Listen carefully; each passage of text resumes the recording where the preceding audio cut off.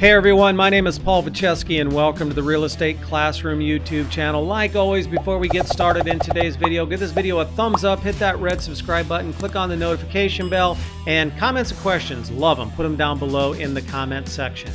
All right, this is video number 3 of a 3-part series into the introduction of appraisals. And so I'm going to finish it up. Third video coming right up.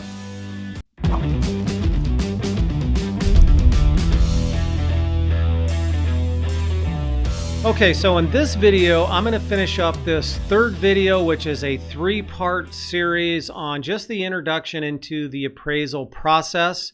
If you have not watched the other 2 videos, part 1 and part 2, I highly suggest that you watch that first, or watch those first, then come back to this one. In this video, we're going to discuss the different approaches or the different types of appraisals that are out there. There are 3.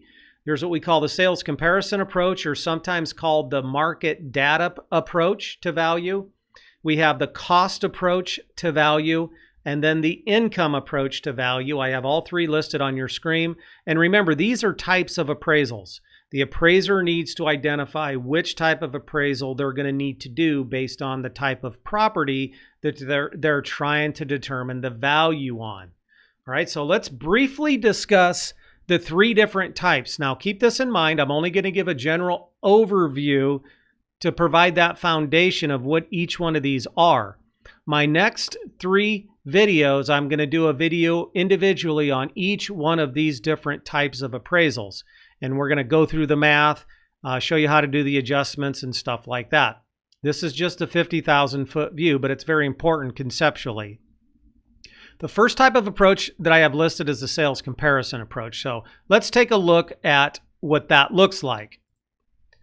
Typically, we use the sales comparison approach or the market data approach for residential type properties, land, those type of things. It compares the subject property. The property we're trying to determine the value on is the subject property. We're trying to determine the value of the subject property, and we do that by using comparables. We call them comparables. Those are properties that are similar to our subject property. There may be differences, but they're generally similar, that have recently sold in the general vicinity of the subject property. And typically there's a time frame, usually no more than 6 months old. All right, that's what the appraisers are using. We're determining the value by comparison. Homes that are currently for sale, very important. Homes that are currently for sale, that are on the market, that have not sold yet, that have not gone under contract yet, they are not included in this formula. Only sold and closed on properties are used. Now, that's for the appraiser that are doing these sales comparison approach appraisals. Understand, real estate professionals that are doing competitive market analysis, or the CMA, they do take into consideration homes that are currently on the market, homes that are under contract, those type of things. And I'll give you an example. If I'm trying to figure out the market value, and remember, there's 2 previous videos that I did. This is the 3rd one. In one of the previous 2 videos, in fact, I think in both of them, I discussed the CMA and the market value and what that means. So go back and watch those, and this will make more sense. But if I'm an agent trying to determine the market value, and I have a home that's in close proximity to my subject property, the property I'm trying to find the value on, and I notice that it's actively for sale at $250,000, and my house is pretty similar to that house, but that house has been on the market for 6 months, but that area, the average market time in that area is only 2 months, then that's telling me that that $250,000 price of that home that's for sale is too much. It's overpriced. So I need to take that in consideration when I'm trying to determine the value. You know, what value am I going to put this house up for sale? Appraisers don't look at it that way. They only want homes that have sold and the sale price of those homes, because we each do 2 different things. That's actually explained in the other 2 videos. That's why you should watch them before you come to this one. All right, a minimum of 3 comparables typically is required. And then when we're looking for those comparables, or when the appraiser's looking for those comparables, they are going to start like in the neighborhood, then they're going to move out a little bit further, then a little bit further until they can get the comparables that they need.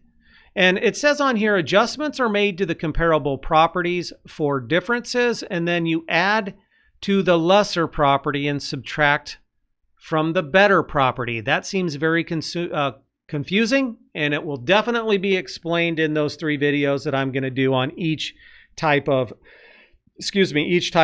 appraisal. But let me kind of give you the broad, I guess, overview of what I'm talking about. If this is the house that you want to do the appraisal on, this is the house that we're trying to figure out the value for. Notice we have to do, we figure that out by comparing properties that have already sold. So we have this house that's 2 houses down that's similar. The only difference is our subject property is, let's say, 3 bedrooms, and the comparable that sold last month, 2 houses down, is 4 bedrooms. And it has a little bit more square foot.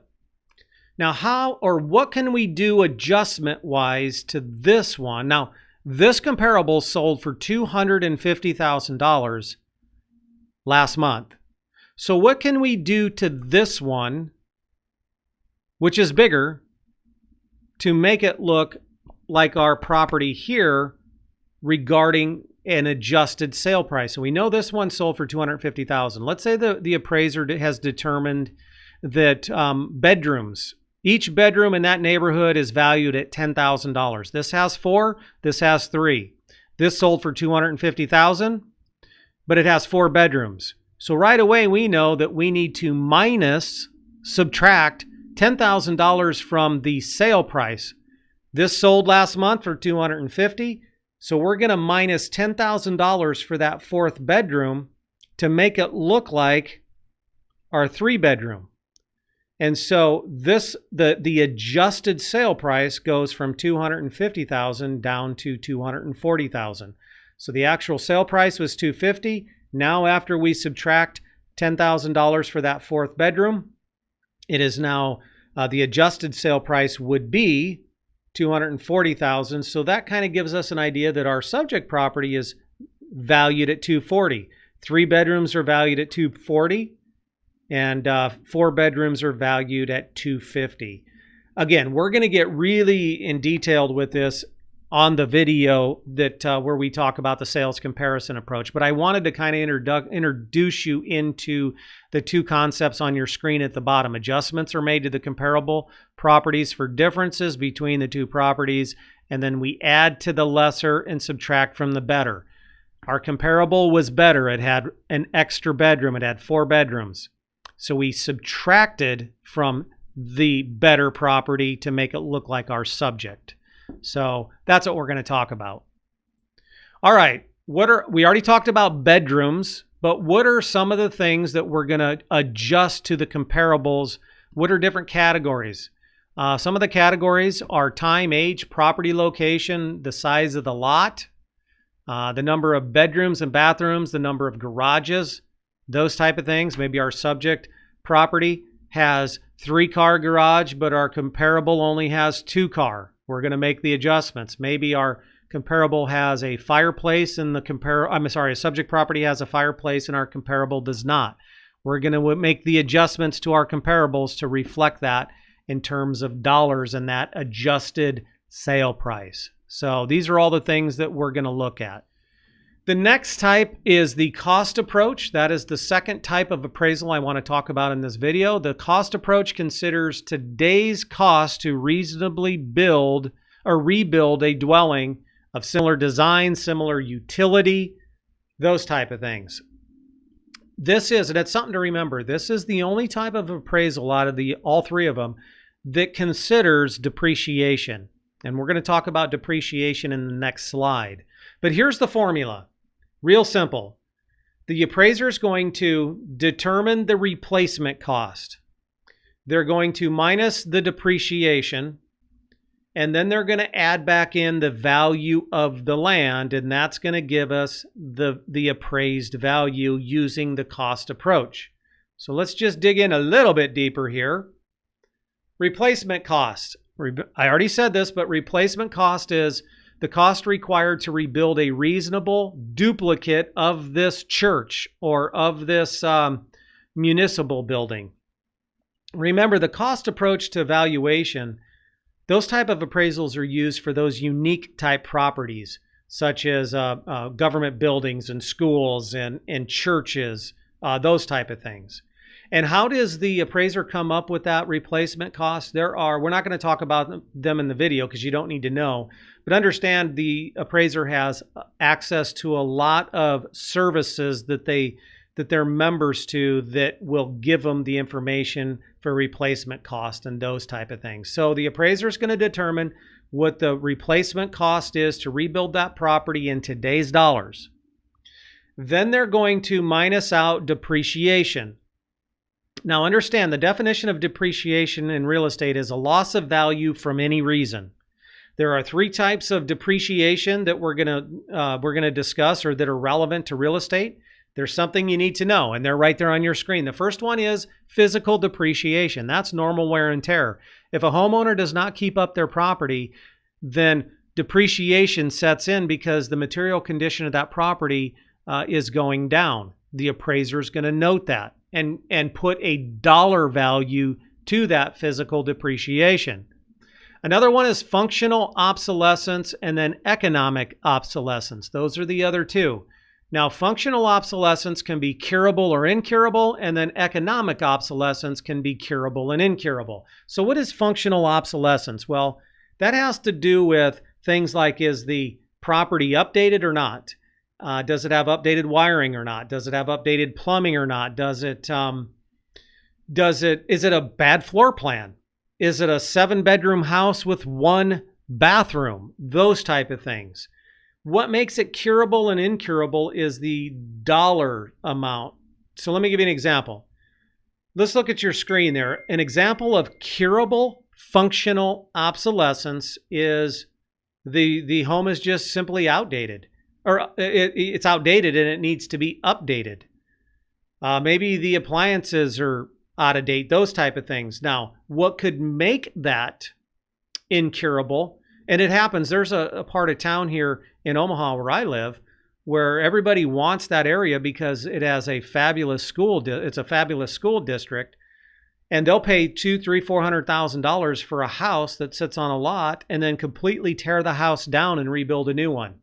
Because it would cost more to do the updates to the house than it would be just to tear it down and rebuild it. That's an example of incurable functional obsolescence. All right. Economic obsolescence can be curable or incurable. So you may have a beautiful house that's well maintained.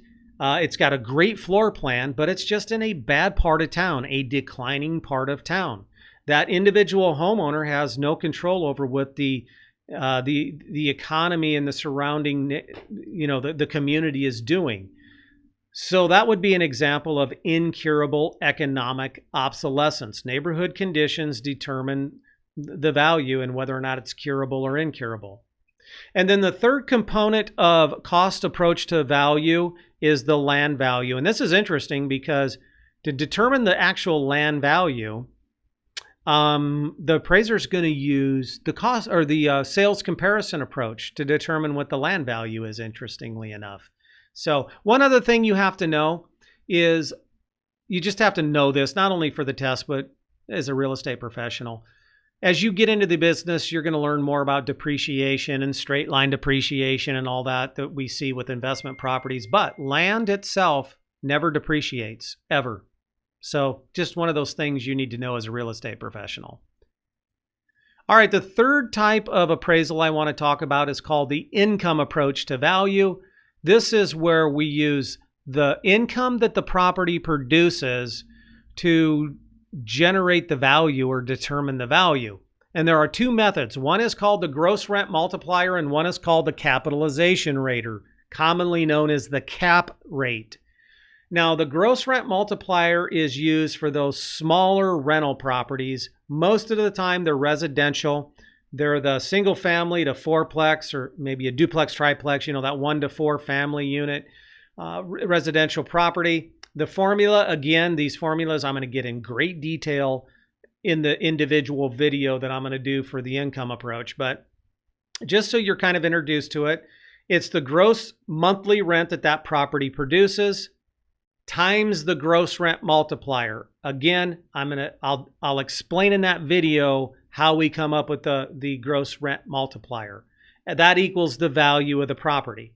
Now, in the capitalization rate, the formula is the net operating income divided by the rate, or the desired rate of return that that investor wants, equals the value. We call it the IRV formula. Again, we're going to really dive into that. But the capitalization rate is used for larger residential properties. They're used for commercial, retail, and those type of properties. And that's what an appraiser would use, the income approach for those type of properties. Now, the first video I'm going to do is on the sales comparison approach, and a link to that video is right here to my right in the box. If you have not subscribed to the channel yet, please do so. Click the little circle to my left. As always, comments and questions down below in the comment section. Love comments and questions. That's all I got for this 3-video series. Thanks for hanging with us, and I'll see you in the next video.